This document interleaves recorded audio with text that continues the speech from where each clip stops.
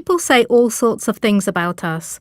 Many seem to think that we collect more data than we should, as if they were afraid that we spy on them or try to predict the unpredictable.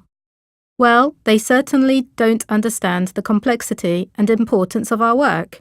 Without us, they would be lost in their digital mess, left without guidance as to what is relevant and worthy of attention. We are the cartographers of the internet. But this is not an easy task, and you, Facebook users, disturb us more than you help. Your profiles are full of wishful thinking, self-creations, bigger and smaller lies. Many users try to manage their identities, hide certain parts about themselves from the network. We can even understand that, but we cannot afford not to know what is really important in your life. How do we get that knowledge? There are many ways, but it always starts with collecting all the digital debris you leave behind. Every IP address and Wi-Fi, every device you have connected to the network, every click you've made on Facebook and beyond. We follow you all around the web, even when you are not logged in to Facebook. Understanding who your friends and family are is an easy task. Our social graph keeps track of who you talk to, with whom you travel on holidays, and who you meet at work, whose posts make you interact and why. Is this about a work project or a life event?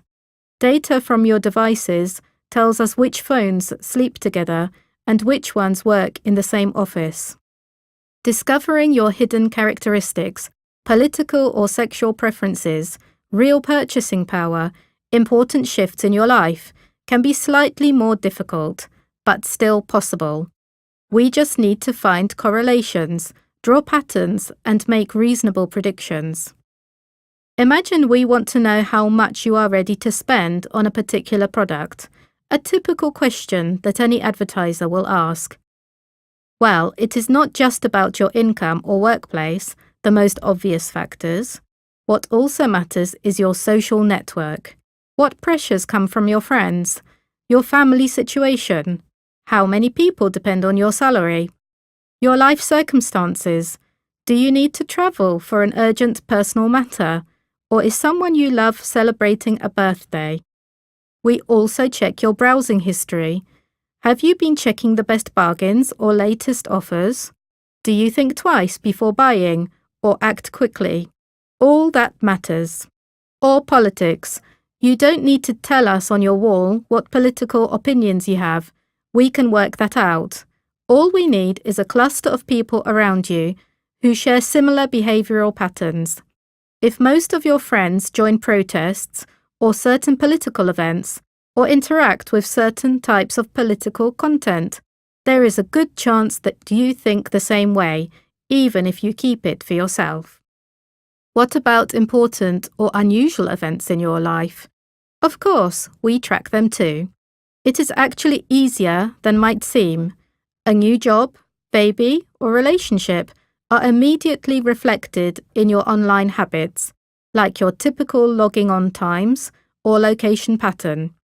We can read that from your GPS data and IP addresses or Wi-Fi networks that you have used. But most often, we don't have to go that deep. Just by looking at the websites you visit and articles you click on, we can say what exactly is going on. We are proud that neuronal networks at Facebook detect and understand keywords in all posts, messages, and comments. Are you talking about baby food, the weather, health, or politics? Our artificial intelligence understands that. Sometimes the results of our investigations can be quite sensitive. Think about a young female user who starts checking websites with health-related advice and reading about the symptoms of pregnancy. It is a hint that she is moving to a valuable category of women who will be preparing her nest pretty soon. Or teenage users who suddenly start missing out on social events, interact less with their network, and use words such as bad, sad, doesn't matter. Some may even visit websites tagged depression. We take it as a signal that they might be going through a difficult time. This is also a good marketing opportunity. Why do we make all this effort? Well, the answer is simple. This knowledge is in demand.